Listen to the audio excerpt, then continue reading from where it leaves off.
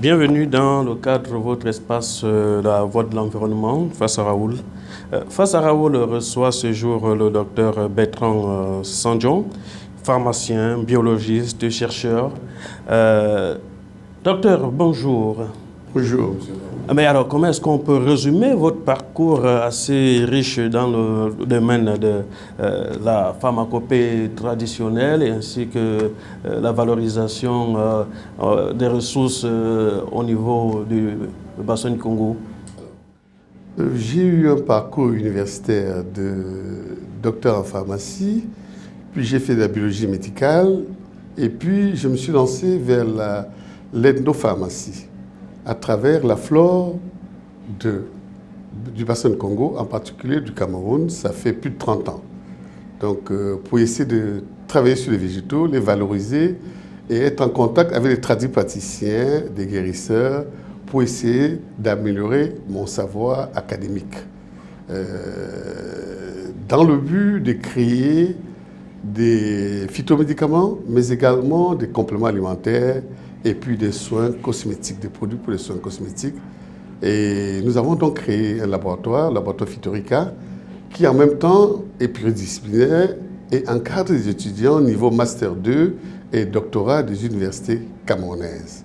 Voilà en gros mon trajet du laboratoire de cette initiative qui était donc de sortir de la forêt des phytomédicaments, d'améliorer ce qui est déjà fait par les tradipraticiens pour en faire des MTA, c'est-à-dire des médicaments traditionnels améliorés qui sont reconnus dans la procédure de l'OMS au niveau du monde. Voilà. Vous venez justement d'évoquer la pharmacopée traditionnelle, parlant des tradipraticiens. La recherche justement dans ce domaine consiste réellement à quoi? Alors il faut savoir que 75% de la population africaine subsaharienne utilise des médicaments, des phytomédicaments de la forêt. Ça, c'est un pourcentage reconnu par l'OMS. Et dans certains endroits, c'est 80%.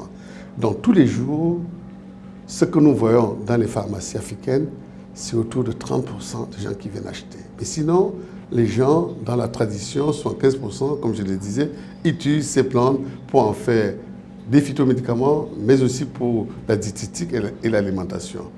Donc, même si nous avons appris à l'université, dans notre formation, les plantes, il faut savoir qu'il y a un savoir-faire empirique de ces populations, de ces tradipraticiens, dont on essaie d'aller vers eux pour essayer de comprendre comment ils font et rendre les choses plus, j'allais dire plus rationnelles, en tout cas plus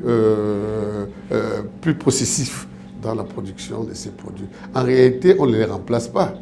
Nous essayons seulement d'améliorer ce qu'ils font, d'être en relation avec eux, parce qu'ils s'en sont oubliés, et de voir par ailleurs ce qui peut avoir des problèmes de toxicité ou alors des problèmes d'effets secondaires.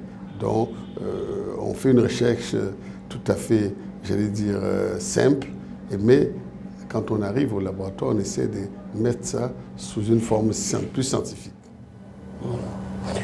Justement, toujours en rapport avec la pharmacopée traditionnelle, on sait généralement que la problématique réside sur l'identification réelle des molécules et justement également les possibilités de pouvoir suivre en temps objectif les prescriptions qui découlent justement de la quantification de ces produits. Alors, au-delà de vos recherches, qu'est-ce qui en...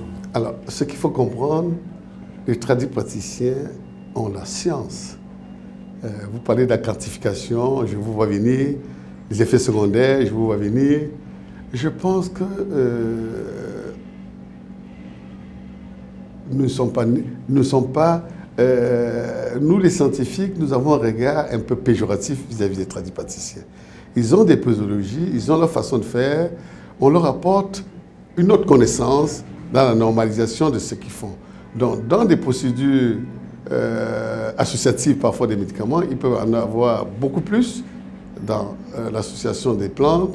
On essaie également de faire ce qu'on appelle la toxicologie, c'est-à-dire la pharmacovigilance, la toxicologie, pour voir dans quelle mesure ils n'ont pas beaucoup mis de plantes ou bien un problème de dosage. C'est valable dans toutes les sciences. Même la science européenne, elle peut être critiquée. Et il faut savoir qu'il y a eu la pharmacopée européenne également, avant qu'il y ait, au temps du premier médecin Hippocrate. Hippocrate, c'était les plantes. Donc, quand on dit pharmacopée traditionnelle, j'aime pas beaucoup, ou médecine traditionnelle, parce que c'est péjoratif. Ces gens, avec leur posologie, qu'on améliore, un peu comme aujourd'hui, la médecine normale, avec le diagnostic, les échographies, les scanners, permettent d'améliorer. Mais je pense qu'il n'y a pas une contradiction. On améliore ce qu'ils font déjà, ça ne se contredit pas, et on collabore avec eux, je ne pense pas. Et c'est dans ce cas, d'ailleurs, que l'Afrique peut apporter des solutions au plan. Nous avons vu avec le problème de coronavirus, nous avons créé un médicament dans notre laboratoire, Ricavir, par voie orale, un soluté buvable, mais aussi une suspension nasale pour lutter contre ce virus pharyngé en réalité. Il y a beaucoup de virus qui agissent dans la sphère. Donc, on a pris la pharmacopée, des plantes de la pharmacopée. On n'a pas eu besoin des molécules classiques comme la zithromycine, la chloroquine, qui est une molécule de synthèse. Mais on a pris des plantes qui, d'ailleurs, ont des structures proches de la chloroquine. Et je pense que notre formulation a été... Alors, pour revenir à cette problématique, les tradipraticiens ont leur rôle. Vous voyez que dans certains pays comme l'Inde, ou comme avec la médecine ayurvédique, ou la Chine, dont la fameuse plante pour le paludisme, l'artémisia, vient, donc les plantes ne sont pas en contradiction. Et je l'avais dit à l'époque, quand nous avons été visités par le président Paul Biya, on lui avait dit qu'il n'y a pas de compatibilité, on peut bien associer les deux. Étant entendu qu'il y a des pathologies qui sont très difficiles à soigner par la médecine traditionnelle. J'en veux pour preuve la cancérologie. Tout ce qui est oncologie, c'est assez difficile. Tout ce qui est septicémie, en tout cas, il n'y a pas de contradiction. Je vous dis que le premier médecin avait une liste de 200 à 300 plantes, Hippocrate, qui est l'ancêtre des médecins. Et même quand on voyait l'histoire biblique, les gens se soignaient par les plantes, autant de Pharaon, autant de Jésus-Christ ou de Mohamed, et tout ce qu'on veut. Donc la plante, c'est la nature. Dieu nous a mis dans la nature avec les plantes des animaux, et puis en évoluant, on est passé à autre chose. Donc je ne vois aucune contradiction entre ce que j'ai fait et ce que font les tradipraticiens. Vous avez évoqué dans vos propos la pandémie du coronavirus. Justement, on a noté qu'avec l'arrivée de cette pandémie pendant 2 ans, on avait une prolifération d'annonces justement des produits issus de la pharmacopée traditionnelle devant faire face à cette pandémie. Alors, sur un plan global, naturellement le Cameroun, également votre pays, a été un des pays dans lequel on a présenté beaucoup de produits pouvant aider à guérir cette maladie. Aujourd'hui, quel est le bilan que vous faites justement de la prolifération des annonces et des produits faisant face au coronavirus? Alors, ne prenez pas que le Cameroun. Beaucoup de pays en Afrique se sont mis à produire des médicaments pour lutter contre cette endémie.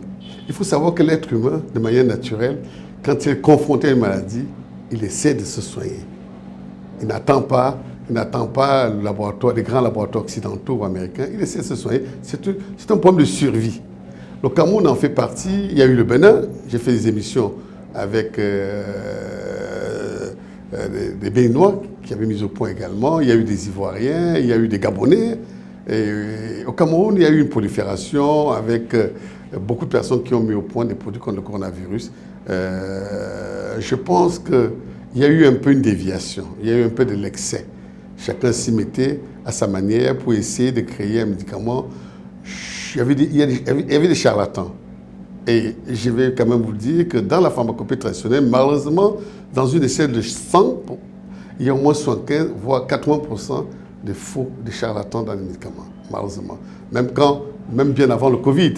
Si vous regardez, je l'ai dit en 1997 lors d'une conférence, que 80% des tradipraticiens sont des charlatans. Vraiment, c'est des charlatans en Afrique. Il y a très peu. Aujourd'hui, on les compte sur les bouts de doigts. Et malheureusement, comme dans toute activité, vous trouvez des charlatans. Et c'est difficile de tout. Les vrais charlatans, les vrais tradipraticiens parfois ne sont pas en ville. Ce sont des gens qui sont dans les brousses, qui ont un savoir-faire, une sagesse, une transmission des parents. Il y a eu beaucoup de profusion dans les pays africains quand le coronavirus est venu. Chacun faisait à sa manière. Mais certains le faisaient pour avoir de l'argent, d'autres parce qu'ils voulaient survivre face à cette pandémie qui n'est pas finie d'ailleurs. Comme toujours, les maladies virales vont revenir. Vous voyez l'Ebola, il n'y a pas longtemps encore, qui reprend. Et ce sera pareil. Ce sera comme la grippe. Vous savez que chaque année, la grippe change. C'est un virus qui mute d'Asie et on aura pareil avec le coronavirus, qui est un virus respiratoire en réalité. Mais je pense que ça peut être maîtrisé par les plantes africaines. On n'a pas besoin d'autre chose. Les formules que nous avons mises au point étaient très efficaces et aujourd'hui on l'a dévié pour traiter des grippes, des sinusites et les rhinites chroniques.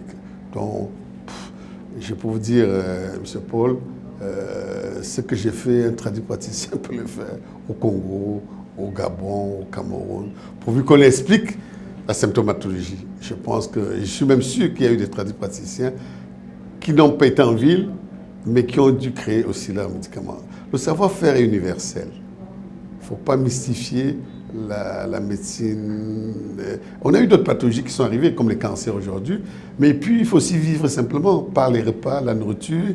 Hippocrate disait que ta nourriture soit ton médicament et ton médicament sa nourriture. Il avait raison. Mais pour moi, la plante, la médecine traditionnelle africaine va avancer. Il y aura des charlatans, comme toujours, mais ça va avancer, comme en Chine, comme en Inde, avec la médecine ayurvédique. Donc voilà ce que je peux dire à votre question. Qu'en est-il des questions d'homologation, justement, sur ce qui régit, justement Alors, homologuer veut dire mettre en forme, sur le plan juridique, scientifique et autres. Alors, il faut qu'on homologue. Je vous prends le cas d'Afrique du Sud, a travaillé beaucoup sur la médecine traditionnelle. Il y a des cliniques qui sont même reconnues. Il y a certains pays qui sont avancés, comme en Afrique de l'Ouest, je crois au Mali.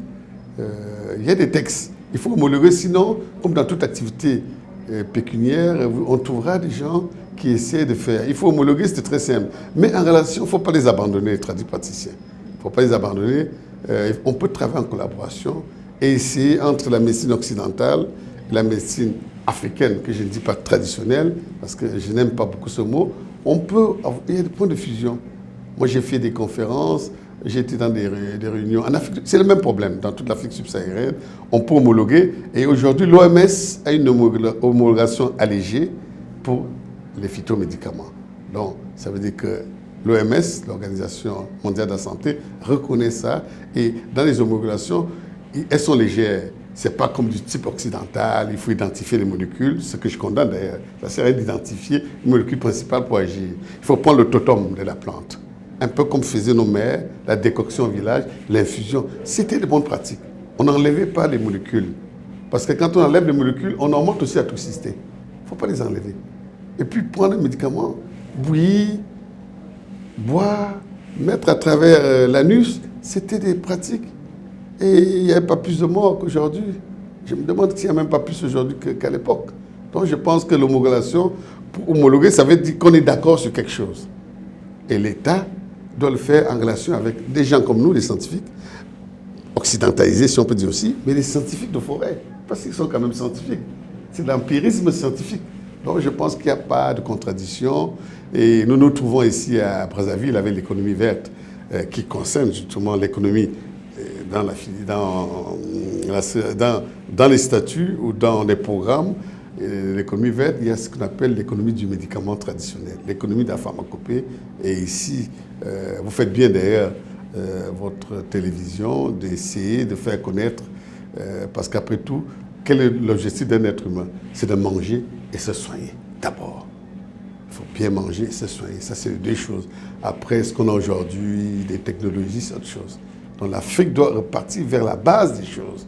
Il faut s'approprier de nos végétaux dans le bassin de Congo pour manger et bien manger et éviter ces histoires de semences qui nous arrivent de gauche à droite. Moi, on n'en mourrait pas, hein, on vivait même plus longtemps.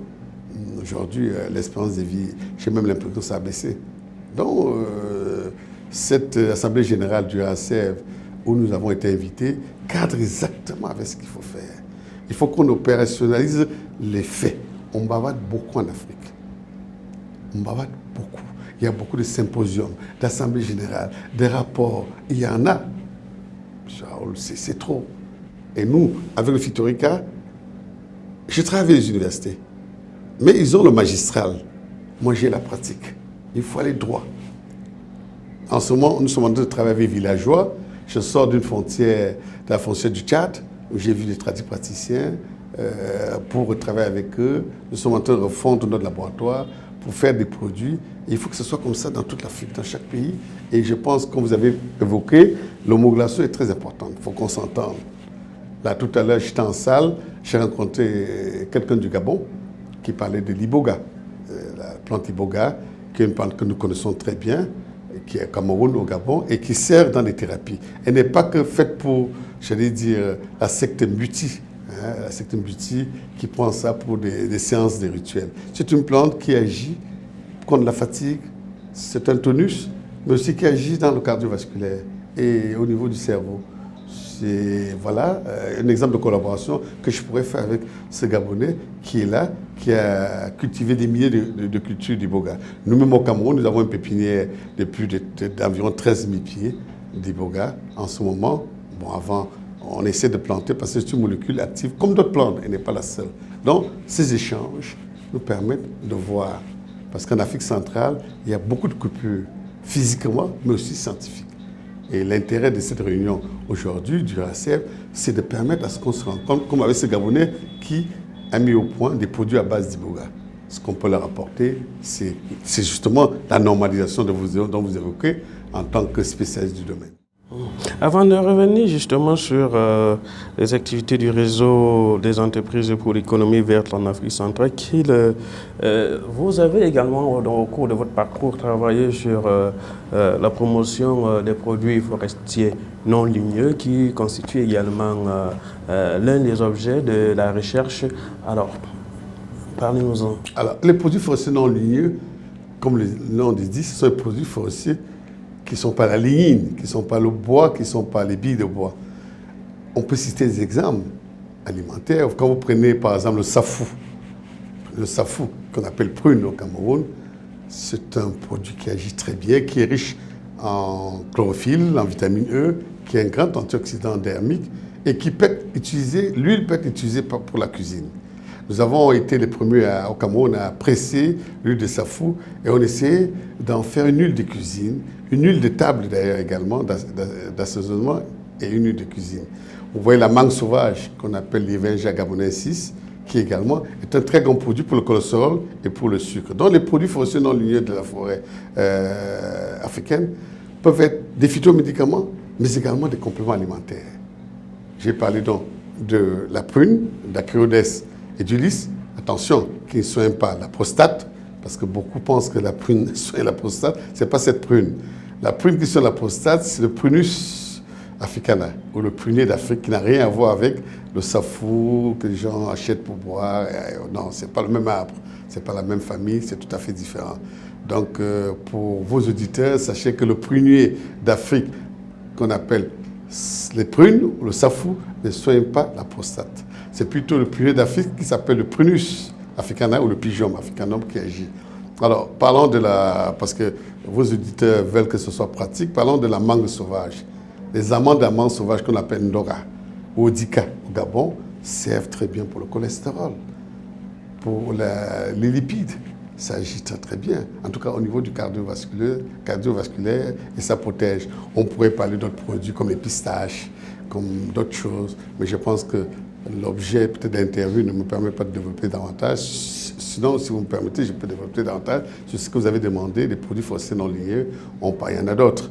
Bien que l'Afrique ne réponde pas à la même configuration en termes de productivité comme l'Europe, on a vu se développer ces dernières années justement la promotion autour des entreprises, des marques dites bio, etc., qui permet quelque peu souvent de justifier du meilleur impact de respect des normes environnementales par les entreprises et tout ça. Mais au niveau justement de l'organisation de RACF ainsi que des entreprises qui se promettent être en rapport avec l'économie verte. Comment justement, quelle est votre lecture? Comment vous percevez justement la dynamique dans, Alors, revenons, vous n'avez pas évoqué l'aspect bio. Oui. Bio, ça ne veut rien dire. Bio veut dire la vie. Et vous savez, quand vous dites un produit bio, c'est une certification. Beaucoup de gens ont galvaudé ce mot en Afrique centrale. On pourrait dire produit sauvage. Parce que produit bio, si on le prend dans le contexte international, c'est un label. C'est une éco-certification par des organismes comme EcoCert, que vous connaissez, par AB, qui est français, par d'autres structures qui certifient. Donc on ne peut pas se lever et dire que je produis du bio. Si on dit bio, veut dire vie. Mais si on va dans le sens international, beaucoup de gens ont mis bio, bio, bio, bio. Moi, j'aurais voulu, à l'époque, j'avais évoqué le label africain, un label sauvage. Label sauvage, parce qu'on ne met pas d'engrais. Même quand vous prenez un produit qui vous a été donné en pleine forêt équatoriale, je sais n'importe où, que ce soit au Cameroun ou au Gabon, même par le pygmée qui ne connaît pas l'engrais, on ne peut pas l'appeler bio. Dans le sens international, parce qu'il n'est pas certifié. Nous avons été confrontés à ça lors d'un salon en France où, il y a très longtemps, on disait que c'est bio. Mais arrêtez, pas bio. Il me disait, mais il faut labelliser. Je dis, mais écoutez, labelliser, c'est en milieu pygmée. Donc, je voulais d'abord faire une précision sur le label bio. On pourrait dire label sauvage. Pourquoi pas créer un label africain? On n'est pas obligé d'appeler bio, on peut l'appeler label sauvage, on peut donner un autre nom, mais qui pour nous représente des produits sans engrais. Sans engrais à 100%. Et on a beaucoup de produits en Afrique qui n'ont jamais connu d'engrais. Comment vous allez l'appeler? Bio, c'est un itinéraire, c'est un respect de cahier de charge. Bon, voilà. Donc, pour revenir à la prolifération des marques, c'est une bonne chose que les gens puissent produire, mais il faut contrôler. Vous avez évoqué tout à l'heure, j'allais dire, en fond de votre question, il y avait ce que j'appelle la normalisation. C'était la normalisation que vous savez. Il faut normaliser les choses. Vous avez eu ce combat qu'il y a eu au Cameroun, à un moment donné, des produits qui sont rentrés, il y a eu un débat, je pense il y a un mois, sur des produits cosmétiques qui sont rentrés, des produits alimentaires, compléments alimentaires, qui sont rentrés le ministre de la Santé a pris des mesures. Mais en réalité, je pense qu'il y a deux choses. C'est pas parce qu'il fallait normaliser. Il fallait normaliser, il y a une structure de normalisation au Cameroun, mais dans la normalisation, ce n'est pas que voir s'il y a des microbes ou pas. Si vous permettez que j'évoque ça, parce que dans la normalisation, il y a ce qu'on appelle la molécule, la concentration. Il n'y a pas que ça et la toxicologie. Bon, je vais pas aller dans ce sens, mais je pense que dans le cadre du RACEF, le réseau d'entreprises pour l'économie verte, des entreprises, cette stimulation en ce moment en Afrique de produire des compléments alimentaires, il faut quand même contrôler. Parce qu'on peut avoir des toxicologies rénales, hépatiques liées au produit. On peut avoir un produit, mais on peut avoir aussi un problème de concentration. Donc, qui peut entraîner. Il faut faire attention à la pharmacovigilance. Ce n'est pas parce que vous avez un produit naturel à l'intérieur, c'est concentré à quel dosage. Et c'était un débat au Cameroun sur des produits compléments alimentaires. Mais ils n'ont pas évoqué la concentration. Quand vous dites 1000 mg d'un produit, quand vous en mettez 10 mg, ça ne renforce pas l'efficacité du produit. Ça peut plutôt entraîner autre chose. Bon, ce débat, je ne vais pas rentrer là-dedans. Et je pense qu'il faut revenir aux normes. Parce que sinon, ça va aller dans tous les sens. On se tue avec les plantes. On peut mourir avec les plantes. Il y a des plantes toxiques. Vous les prenez, vous ne vivez pas. En 2 heures de temps, vous êtes parti. Donc, la plante est aussi toxique. Elle est toxique. Tout est dans la dose. Tout est dans la dose. On peut se tuer avec les plantes. Ce n'est pas parce que c'est naturel qu'on n'en meurt pas. Donc il faut une législation. Et puis, moi je pense qu'il faut revenir aux méthodes culturelles africaines. On n'a pas besoin des grands groupes qui font modifient les gènes des graines, tous ici, vous les connaissez. Je ne sais pas faire la publicité, mais on peut cultiver par une méthode ancestrale. Et on vivrait mieux. On n'est pas obligé de faire cette agriculture intensive comme en Europe, et qui détruit les terrains, qui utilise plein d'engrais organiques. On peut, l'Afrique est un continent large, et un des continents qui contient les meilleures terres au monde, on peut revenir aux choses. Il faut normaliser. Il faut une vision sur tout. Il y a tout à refaire. une politique agricole, une politique de santé, et ainsi de suite. On n'est pas obligé de copier l'Europe. Il ne faut même pas les copier, parce que nous sommes différents un tout petit peu, bien que nous soyons des êtres humains. Merci, docteur Bertrand Sandion. Je rappelle que vous êtes pharmacien, biologiste, chercheur, traînant près de 35 ans d'expérience dans ce domaine. C'est un plaisir de vous recevoir face à Raoul dans cette émission La Voix de l'Environnement. Moi, je vous remercie beaucoup. C'est rare qu'on me donne la parole, ce n'est pas tous les jours, malgré l'expérience que nous avons. Et j'espère que les auditeurs qui vont nous suivre, qui vont suivre votre chaîne, pourront, à travers ce que j'ai dit, susciter, je veux que on suscite d'autres pharmaciens, d'autres scientifiques, d'autres personnes, mais qui rentrent en collaboration. On ne peut pas être fort seul. Donc voilà le mot que je peux dire aujourd'hui. Merci de m'avoir permis de m'exprimer.